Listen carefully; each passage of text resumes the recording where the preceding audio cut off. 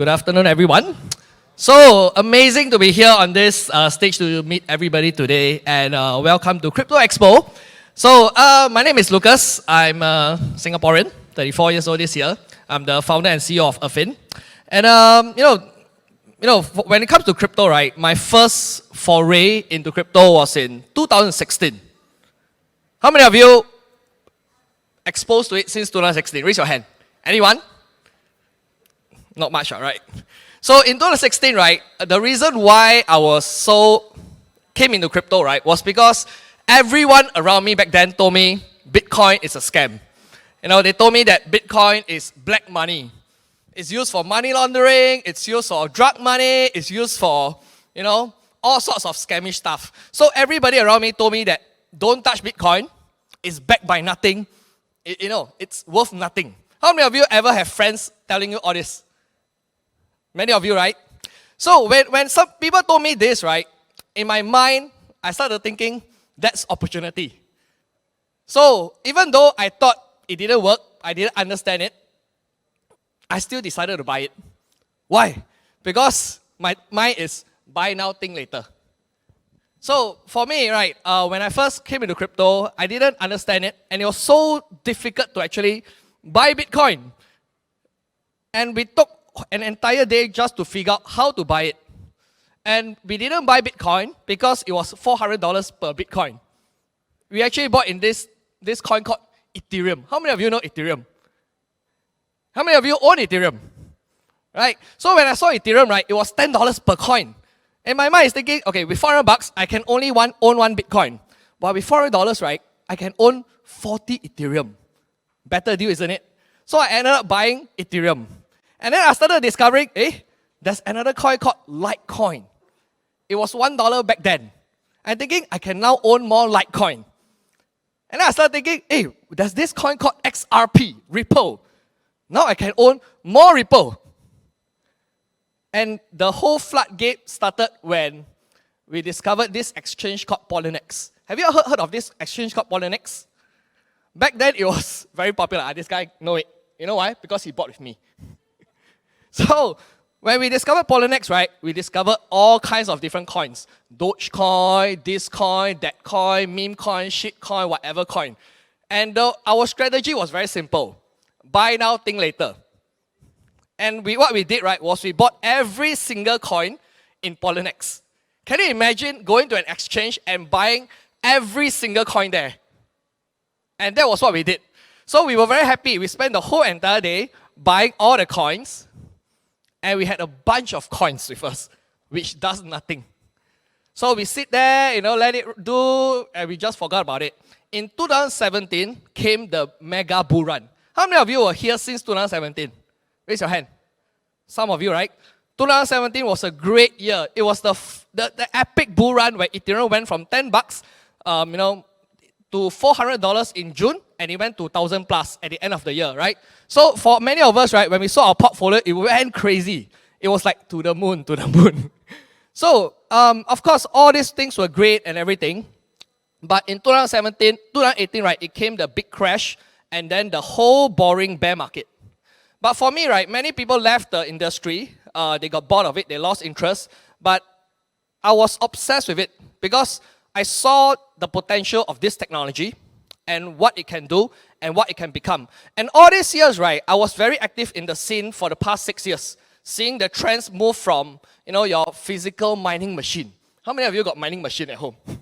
But that was an old school one. Then it went to your platforms, your ICO, your digital wallet, your NFTs, your metaverse, your decentralized finance, and the trend keep on going. So there's a lot of technological advancement all these past 6 years. And there's so much innovative and creative ideas all these years. But the one thing that has not changed, in my opinion, right, is this 6 years, is the fundamentals stayed the same. 6 years ago, people were buying crypto for what? Just to make money, right? For speculative purpose, for profit, for price go up, then you sell. 6 years today, how many people are buying crypto for the same purpose?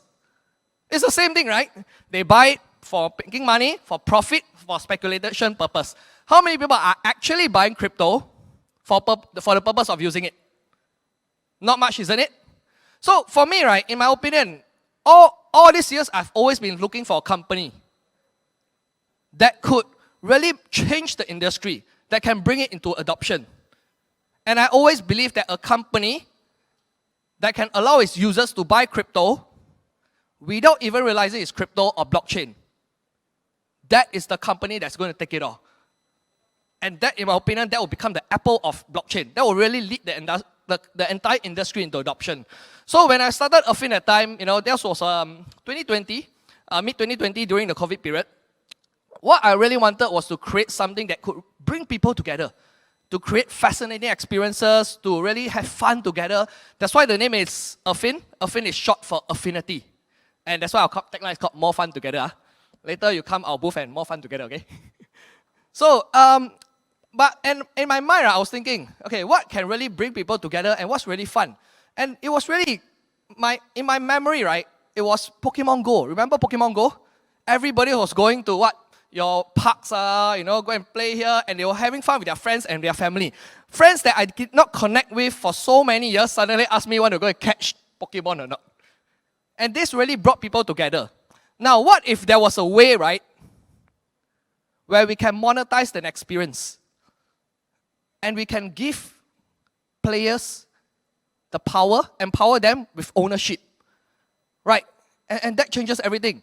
And if we can, instead of all the money going to one centralized entity, and where the company make all the money, what if that reward, that earnings, can go back to the players? And people can participate in the economy. And that idea blew my mind. Where you can bring people together, you can empower players, and I was so excited about the idea. But I did not expect the challenges ahead, which was to create a sustainable game economy. Right? I mean, we all know play to earn, your play to earn games, right? Every day you can earn $50, $100. I mean, yeah, you have to ask this question. Where does the money come from? Right? I mean, free money, man. You think of decentralized finance. In the traditional world, right, 10% APY is amazing. In the crypto world, 100% APY, boring. No. 100% too little. Must be 500%. No. 1,000%. Screw it. 10,000% APY. Then that's exciting. No, but you have to always ask, where does the money come from? Right? So this came to the same thing, play to earn. It's all about, it's the same thing. When you play and earn a game, where does the money come from? So that was the first hurdle I actually encountered when I was designing and conceptualizing Affyn. Where does the money come from to pay the players? That's the first thing. Second question to ask when you talk about play to earn games. When the players earn the token, what can it be used for? If you can't use it for anything, wouldn't you agree the only thing they can do is sell? Right? So when everybody sells, the third question will ask, who are you selling it to? Right? Who is going to buy it? So let's say you manage to sell it to somebody. Then you have to ask, why is that person buying? For what? And if you can't answer all these questions, right, basically, this whole economy is going to collapse. Right? So for Affyn, right, back then when I was designing, I didn't know this term called play to earn. I didn't even know Expo existed that time. I didn't even know Metaverse was hyped that time. Right? It was just a concept of playing and earning. Right? So we spent 1 whole year, right, trying to design and conceptualize the framework of our play and earn game, right? So what are the 4 frameworks? Number 1, for something to be sustainable, for play to earn to be sustainable, right, it has to have revenue. Right? It can be your app advertisement revenue, it can be in-game purchase or anything like that. It must have revenue, and a percentage of it goes back to the players. That's number 1, framework number 1. Number 2, for a game economy to be sustainable, there must be internal traits. Okay, I'll give you an example. Think of Singapore. Imagine the government. Every day just print money, give the citizen. $50, $100, here you go, here you go, here you go. What does it even mean? Inflationary. It doesn't mean anything. It's just inflation. You're just printing money. Right? So that's what most play-to-earn games they are doing today. Printing coin, give you coin. Printing coin, give you coin. What does it even mean? Right? But what makes an economy thrive is the internal traits between citizens, all players. Right?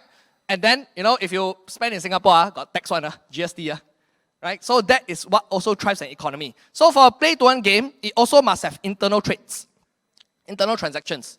The third framework is utility.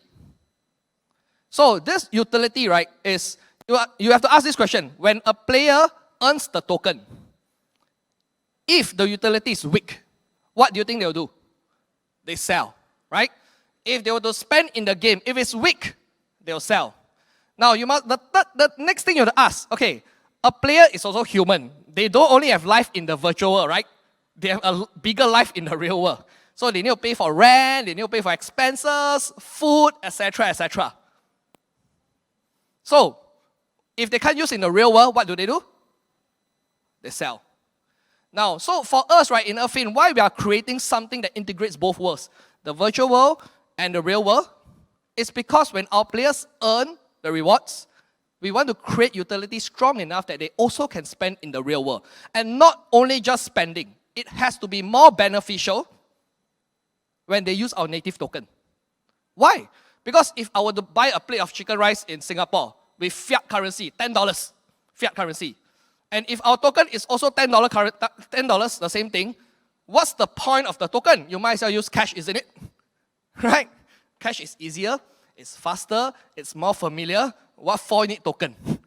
So what we intend to do, right, is to give benefits when users use the token. Take for example, if a user go to a chicken rice store, spend $10, and it happens that if you use our Affyn token, right, on top of the chicken rice, you get extra cucumber. Now, would you agree that the people holding fiat will be thinking, why would I want to pay in cash, right? I'd rather use my fiat currency to buy a token to get the extra cucumber. So things like that, extra benefit, this drives utility, and this drives actual real world demand of your token. And this is very powerful, okay? And the fourth framework, what we intend to do is to implement no staking. When I said this no staking policy, right, everybody went crazy. Oh, wow, everybody's doing staking, why are we doing, why no staking? We even put it in our white paper, no staking. The team actually told me, please don't put it in the white paper. We may want to implement next time. No staking. Why? Because staking causes unnecessary inflationary bubble. And if you look at many play-to-earn games, right, not only are they rewarding the players with token and token and token, but they also give them staking opportunity. Taking a token to earn even more token. What the heck? So everything becomes inflationary. So all this, right, it becomes a short-term solution to trying to solve a never-ending problem, which is the bubble getting bigger and bigger, and it eventually collapses. So naturally, staking and all these rewards are very attractive in the short term. You can attract people in the short term, but eventually it will just collapse, right? And that is what we saw in the past few months, in the past few weeks. Am I right to say that? Right? So for Affyn, right, okay, our vision is big because we are not just building a play-to-earn game, right? Mobile geolocation, and where earnings earn in the virtual world, they can also utilize in the real world. And that, to me, it's really pretty exciting. Wouldn't you agree? Agree or not? Yes, right? So for us, right, we are excited of what's coming next. We are excited to launch our first ever NFT sale. And when we talk about our NFT sale, right, it will be on 6th of July. And this NFT is very unique and very special. In a world, right, you know Pokemon Go, right? You know Pokemon, right? So our characters are what we call buddies. Right? More fun together, right? When you catch them, they become your buddy. And this is your friend. And because it's an NFT, it follows you through all the games that we built, making it interoperable, making NFTs really NFTs. Right? If an NFT can only stay in one side, then you call it NFT for what? Right? So these buddies, right, the first set of NFTs we are launching are only 400 of them. And why it's unique? It's because it's the very first edition. It's what we call the Generation 0 edition. Okay, buddies, 400. And each of them have a Gen 0 symbol mark on them. Now, I'll give you an example why it'll be very valuable. You know Pokemon cards? Right? A Charizard foil card. Today, if you go and buy, it costs maybe $500-600. One card costs $500 to $600. One Charizard foil card. But there are Charizard foil cards, right, that has the stamp there that says first edition. And those first edition, just because of one difference in mark, that one card today costs 420,000 US dollar. One Charizard card. Alright? So for us, right, this is our very first set that we are going to launch, and it's going to be pretty exciting. Now, when we announced this buddies thing, the NFT sale, right, I myself also want to buy. I was thinking maybe founder should have its own, benefit, right? And then after I was like, okay, very happy already. Then suddenly my father, right, tell me, hey, I'm your father, I should have one whitelist spot. Then after that, I say, okay. He say, I'm not even asking you to give me, I'm asking you to let me buy. My mother also want. My relatives also want. My friends also want. Then after that, my chief people officer come and tell me, hey, Lucas, my son 13 years old, he deserves a whitelist spot. And then after that, everybody, tell me, just now you saw, right? Tell me, hey, I worked so hard, I got a whitelist spot or not? And then everybody around was saying, I want a whitelist spot. My advisors, my team, everybody all asking for whitelist spot. Then after that, all our strategic investors, your private investors, hey, I trust you in the beginning, whitelist spot. Everybody asking for whitelist spot. I said, friend, I only got 400 buddies, So it became so much so that I couldn't even give myself a whitelist spot. I had to go and participate. Now I was thinking, okay, maybe I go and participate in the Discord games or the Telegram games. Then I'm thinking, a bit unfair if I go and participate, right? So I want to make it fair. Later at the booth, I'll play it for real. There's a game there, you throw the bean back in. If you go in, right, then you win the whitelist spot. Then you really win by credit. So because the whitelist spots are so valuable, we are only allocating 80, and 5 of it will be allocated at our booth later, right? So we'll all be at our booth later, all right? You can ask us any question there, and if you are from the press, we are from the media, or if you're a journalist, we'll be at our booth, at booth 29. We'll be there, me and my team will be there to answer all your questions, okay? Now let me give you a glimpse of how our virtual world looks like, our metaverse Nexus world. Our metaverse name is called Nexus, and you will see how it looks like. This is a game trailer, and you'll see some of our buddies, how it actually look like, all right? So, enjoy.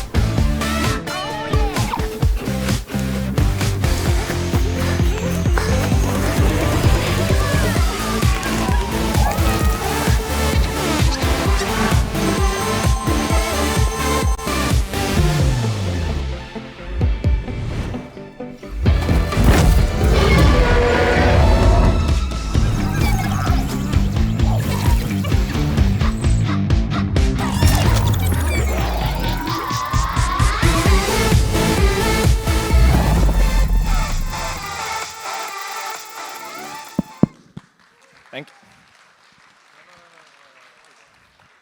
So in the beginning, when we first started going out to raise funds, right, it was so difficult. Everybody rejected us. I remember I was taking a laptop in the hot sun, going out there to meet people, getting rejected. They say that the same thing that came back to us was, it's too ambitious, right? But in my mind, I knew that this can work. And the reason why is because, for me, I've been in the industry for 6 years already. I would say I would know a lot more because I've been very obsessively understanding, connecting and being really involved in this space. And at the same time, right, I've been in the lifestyle industry for 9 years already.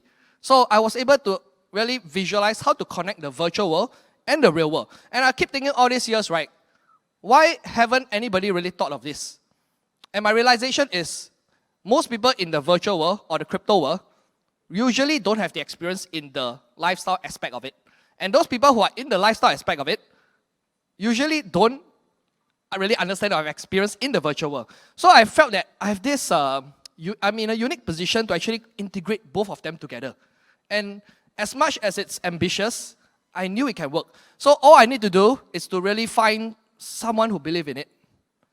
And after really going through so many talks, meeting so many people in the hot sun, we managed to raise 20 million US dollars in the past 4 months, in 4 months.